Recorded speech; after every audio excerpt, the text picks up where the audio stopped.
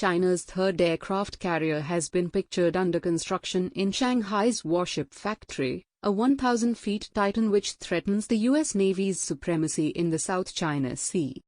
The colossal vessel will be the first full-sized carrier operated by the PLA Navy, which has another smaller domestically built vessel and a Soviet Aero convert. Washington, which has 11 aircraft carriers in active service, will be closely monitoring the progress of the Type 003 carrier in the Jiangnan shipyard on the outskirts of Shanghai. It comes as China looks to assert its dominance in the South China Sea, where the US has sailed its warships and conducted drills with allies in recent months in a show of strength against Beijing's claims on the disputed waters.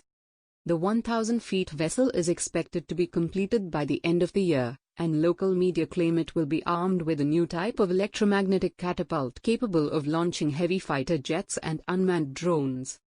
High-resolution images obtained by the Center for Strategic and International Studies, CSIS, a Washington-based think tank, reveal for the first time 7 hulking sections of the ship laid out from bow to stern. The blocks of the hull, excluding the spaces between them, stretch to 974 feet, while the maximum width is 130 feet at waterline.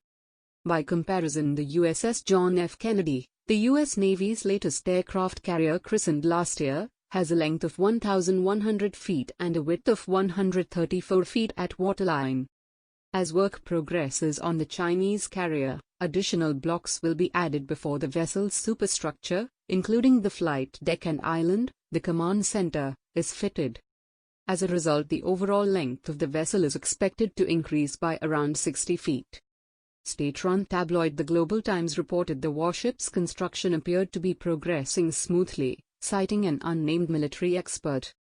The source also told the state media that the full-sized aircraft carrier is larger than its older vessels and will likely feature many new technologies, including the electromagnetic catapult.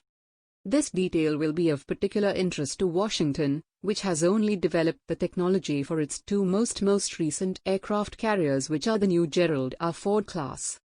The main advantage is providing a smoother acceleration to aircraft, which puts less strain on their frames during takeoff and therefore allows for a wider variety of planes to be launched, from heavy fighter jets to unmanned drones.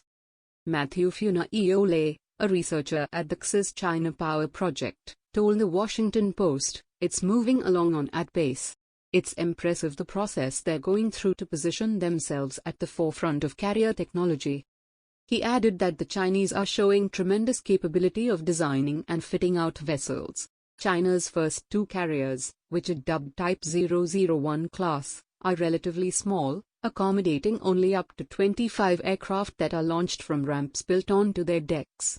U.S. carriers routinely deploy with nearly 4 times the number of aircraft. Its first carrier, the Liaoning, was a Soviet-era Ukrainian ship bought second-hand in 1998 and refitted in China. A second carrier based on that design was built by Chinese engineers and launched in 2017. It is coded Type 001A and yet to be named. Foreign military attachés and security analysts say the Type 001 ships are expected to essentially serve as training platforms for what they believe will be a fleet of up to 6 operational carriers by 2030. They say the construction and deployment of aircraft carriers is considered exceptionally difficult to master.